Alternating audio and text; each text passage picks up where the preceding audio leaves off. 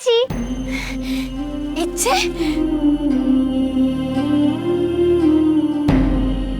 ইচ্ছে মা, তোমার মাথায় কি হয়েছে?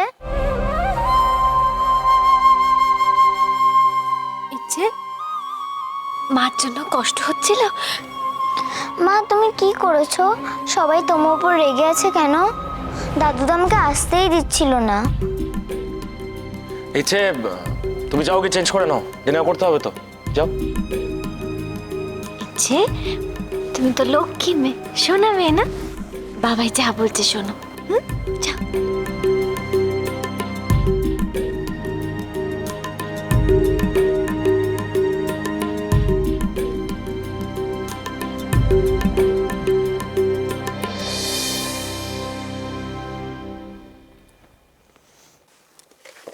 ইচ্ছেকে এই বাড়িতে নিয়ে আসার জন্য খুব অশান্তি হয়েছে না? সেটাই স্বাভাবিক নয় কি?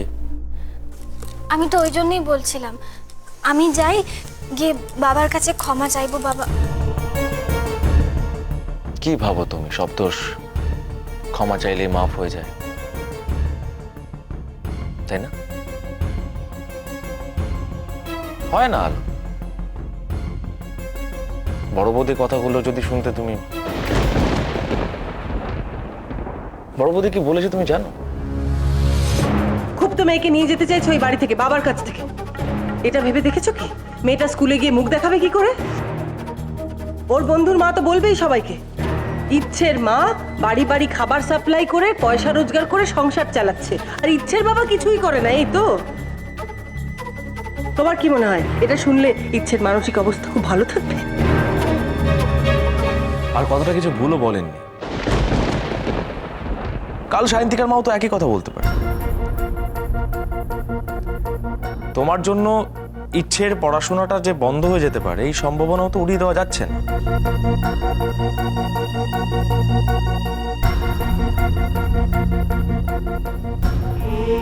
এটা কি দিদিভাইয়ের একার ধারণা, নাকি তোমার ওই একই মত?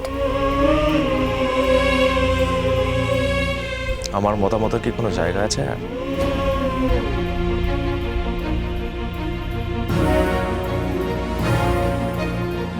একজন বেকার ছেলে রোজগার করে সংসার চালাতে পারছে না, ইএমআই দিতে পারছে না, তার মতামতের কি দাম আছে বল?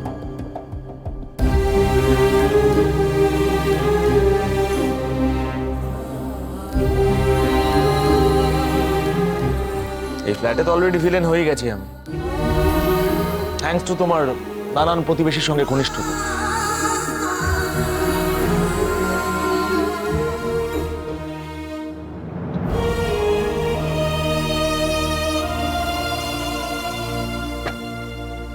এইগুলো এখানে কেন?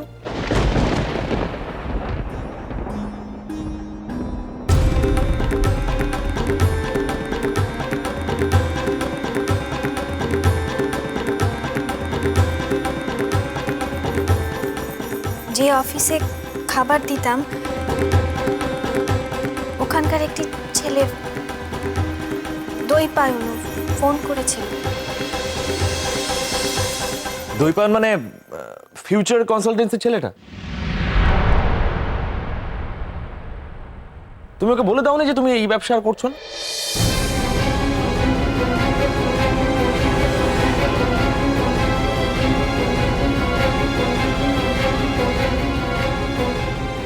কাল ওর জন্মদিন, আমি ওর কাছ থেকে একটা টাকাও নেব না। তাহলে তো আর ব্যবসা হলো না বলো?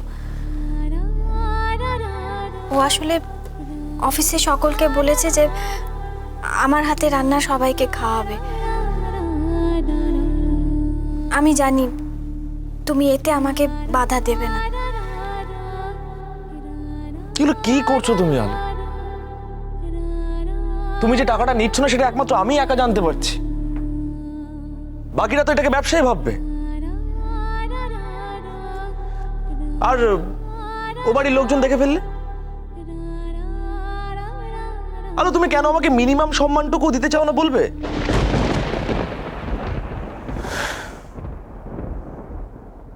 আমার আর কোনো দাম নেই, তাই না? না সৌরভ, ঠিক উল্টো, দাম আছে বলেই বলছি। কাল সকলের সামনে দিয়ে এই খাবারটা আমি নিয়ে যাব, সবাই জানুক আমার ভালো লাগা, আমার আনন্দ, এই সব কিছুর মূল্য তুমি দাও।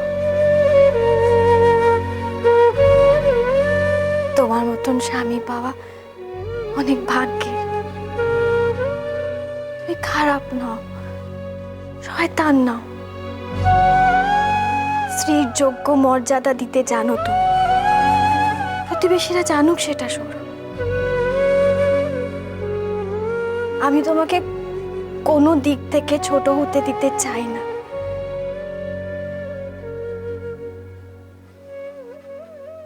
শুধু এইটুকু সাহায্য করো আমায়।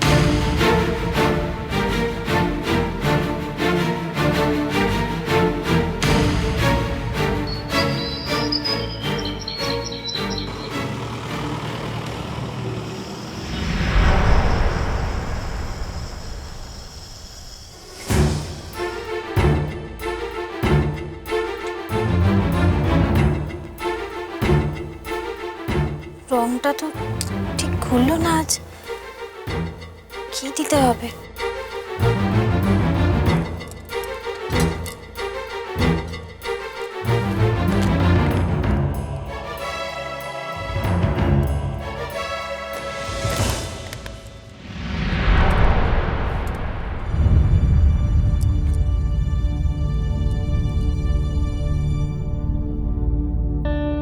ওর বন্ধুর মা তো বলবেই সবাইকে, ইচ্ছের মা বাড়ি বাড়ি খাবার সাপ্লাই করে পয়সা রোজগার করে সংসার চালাচ্ছে, আর ইচ্ছের বাবা কিছুই করে না। এই তো আমার ভালো লাগা, আমার আনন্দ, এই সব কিছুর মূল্য তুমি দাও।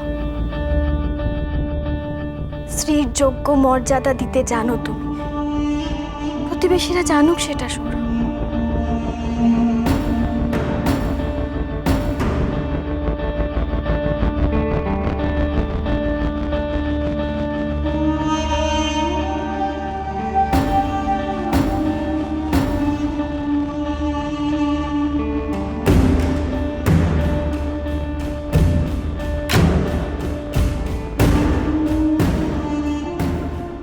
শুনছো, একটু মাংসটা চেখে দেখো না, কিছু কম পড়লো কিনা।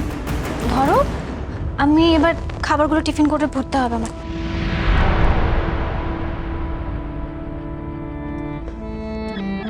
এরপর তৈরি হয়ে এইগুলো পৌঁছে দিতে যাব, আর ফেরার পথে না ইচ্ছেটাকে নিয়ে ফিরবো।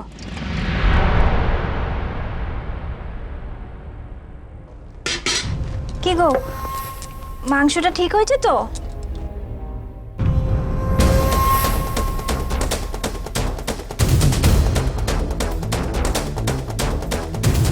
না, একদম না। কেন গো, কিছু দিতে হবে নাকি ওর মধ্যে? না, সেটা না।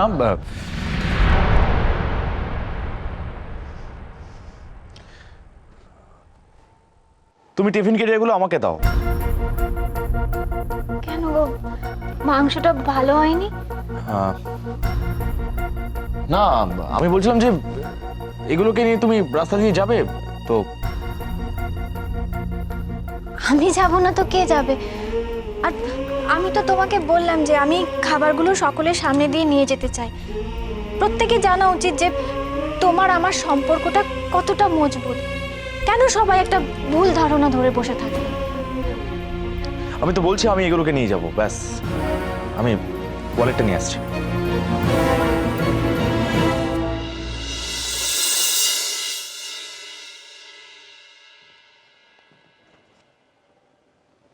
কি বললো? আমি ঠিক শুনলাম তো?